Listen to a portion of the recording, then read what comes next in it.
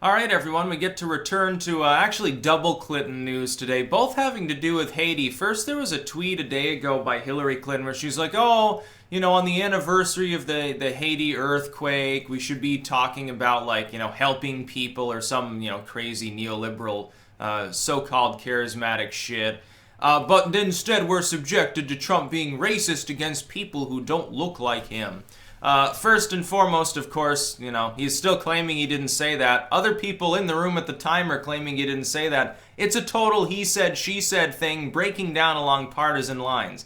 I'm still calling bullshit on him even saying these comments. Again, though, of course, Haiti is not a race. Miss Clinton would know that if she was actually dedicated enough towards helping the Haitian people to have gone down there with the Clinton Foundation. Yeah, if she did, how many armed guards do you think she would have around her to make sure that nobody touches her $1,000 dress? I think it would probably be in the double digits. But then we have the Clintons on more damage control a la Haiti at the same time. Because you remember, WikiLeaks, when it dumped some Clinton emails, you've got to understand, one of them refers to the Clinton Foundation's resources, some of them being used for Chelsea Clinton's wedding. See, that's a little bit of a problem because they're not supposed to be doing that. That would be a personal use of a charitable fund amount. And Bill Clinton comes out, tries to do the charisma Clinton thing, like the tricky dick sort of stuff, the Bubba Bill sort of stuff, the dance around the issue and hope that your charisma and your shine and your boyish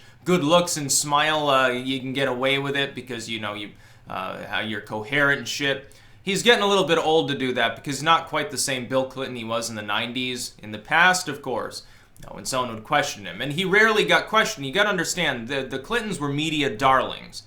They were not mistreated by the media. Hillary Clinton claimed this every time they were even mildly criticized, which was rarely because a lot of people didn't want Bill Clinton gunning for them.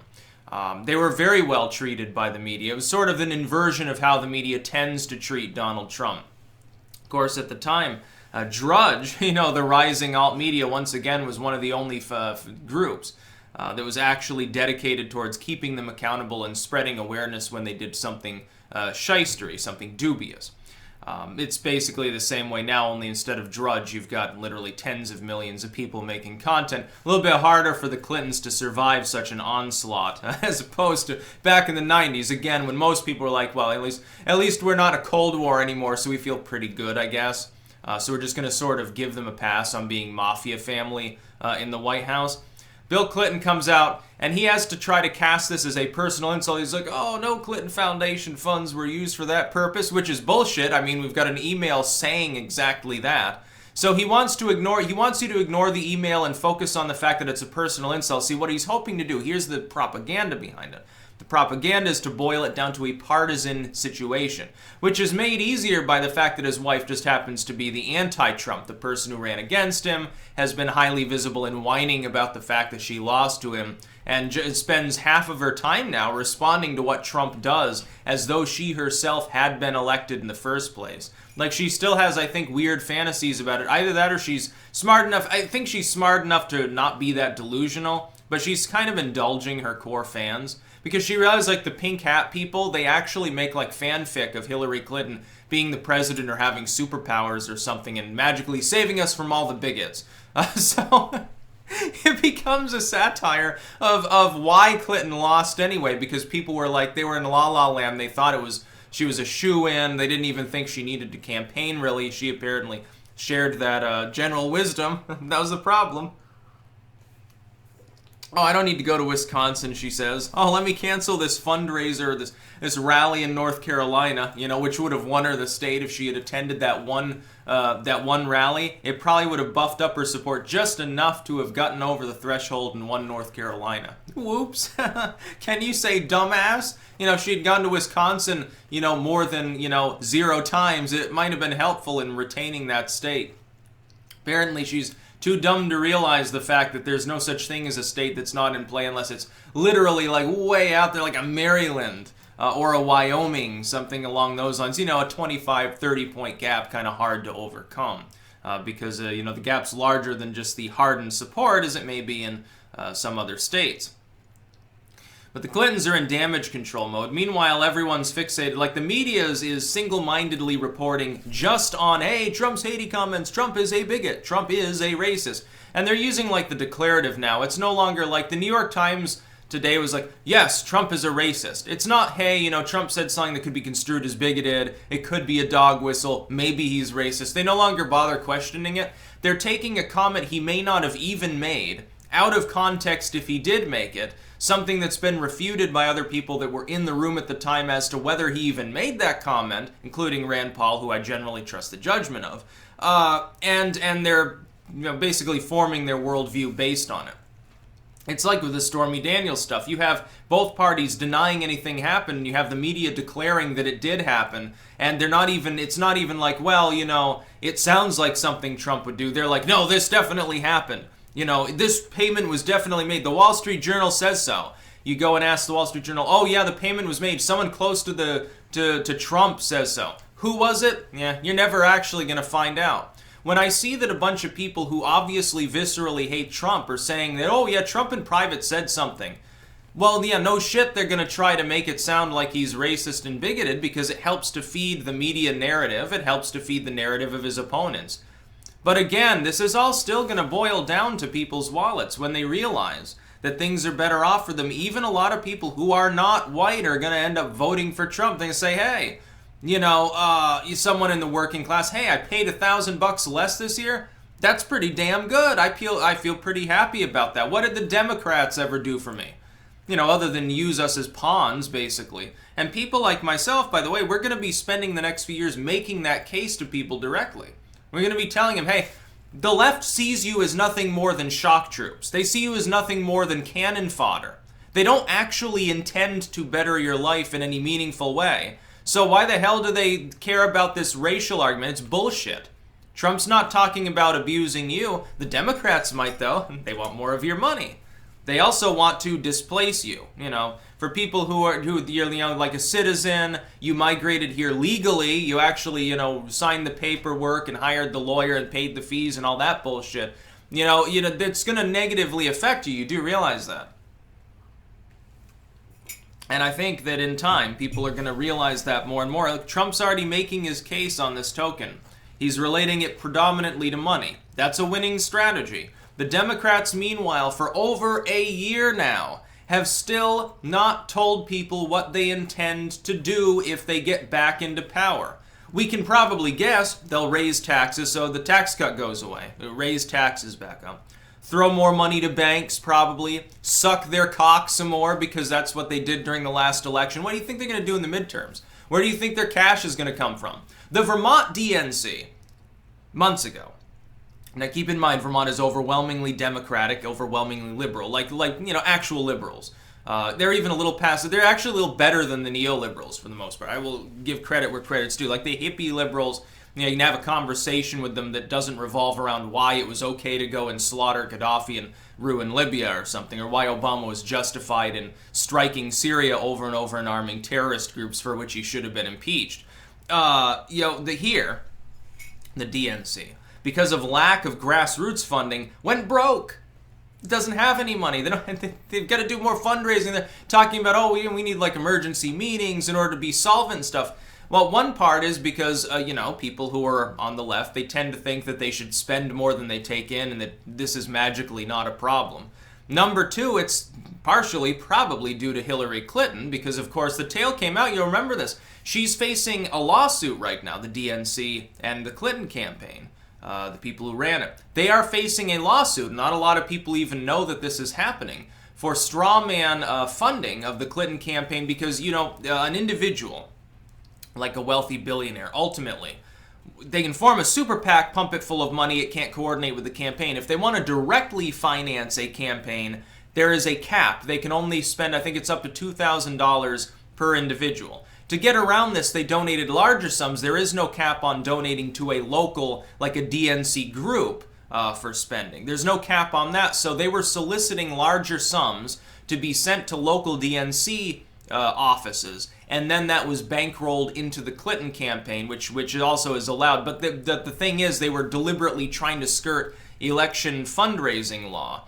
in a very explicit manner, and that's what the lawsuit alleges. It's probably true. There's no reason to disbelieve that it's true since it's fairly self-evident. Therefore, you get a little bit of a problem there. And that's cash from billionaires. That's what Clinton primarily wanted. Why do you think she was talking to Goldman Sachs? People, how soon you forget. You want to call Trump like, oh, he's like a corporate candidate, machine politics.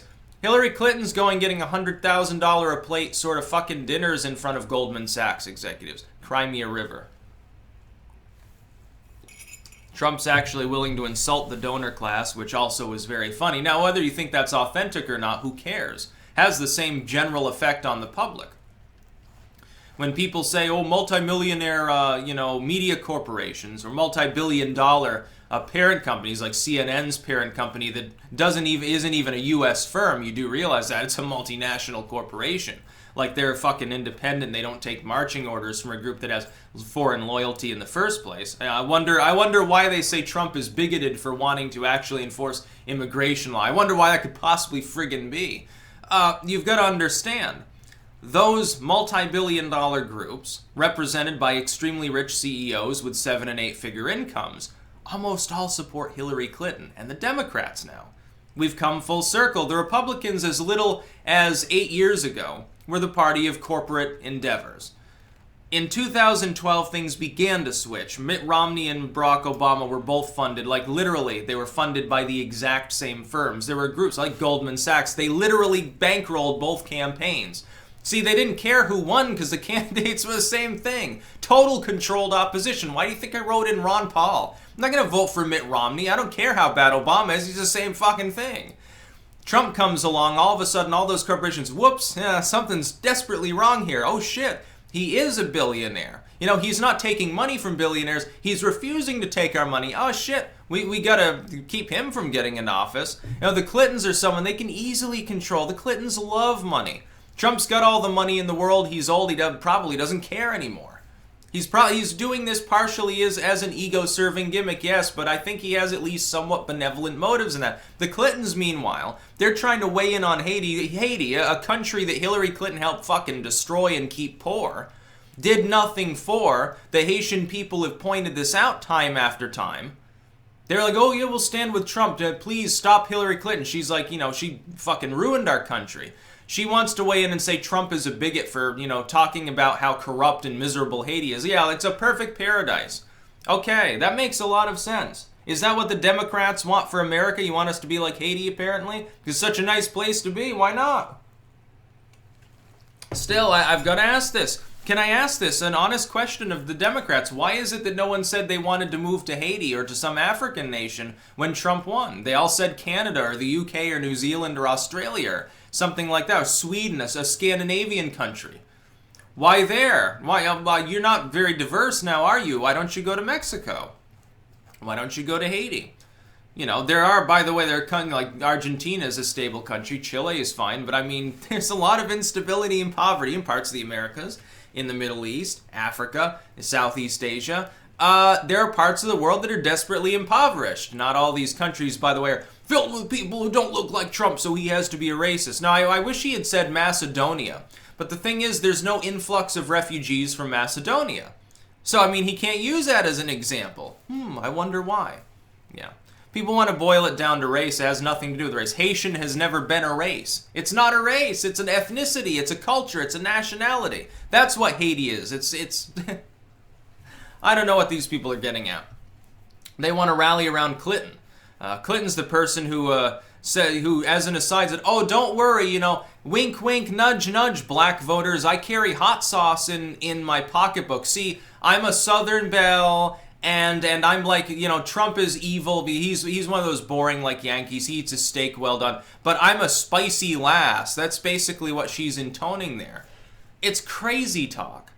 Yeah, I wonder who the bigots are. The people who use the entire minority community as pawns, or someone who's like, oh, well, make America great again. We're going to be nativistic, fuck, basically, all this other shit, and doesn't even really address race, although people constantly project upon him that he is. Like, everything he says is held up to such scrutiny that through 3 steps of separation, or some metaphor, some obscure symbolism, they're hoping anything that he says or does is massively bigoted, like total clan talk. They're hoping everything is a dog whistle, and so they look for that. And you've got to understand, the social justice warriors have seeped their way into the legacy media, which is another reason not to trust them. Because at this point, it is propaganda. You are being fooled. Can I tell you something? In case it hasn't gotten through to you, CNN is now a state propaganda network. Fox News is a state propaganda network. These corporations are controlled by the same multinational firms that take money from, give money to both corporations and donors and to political campaigns. Don't you think it's slightly conspicuous that a group like CNN, its parent company, can also own a company that funds political campaigns? Don't you think that's a conflict of interest? No, says everybody on the neoliberal side. No conflict of interest here because Trump is a bigot. Okay, that makes a lot of sense. See how far it gets our country to engage in that sort of bullshit. Because that's exactly what it is. That's about all. Peace out.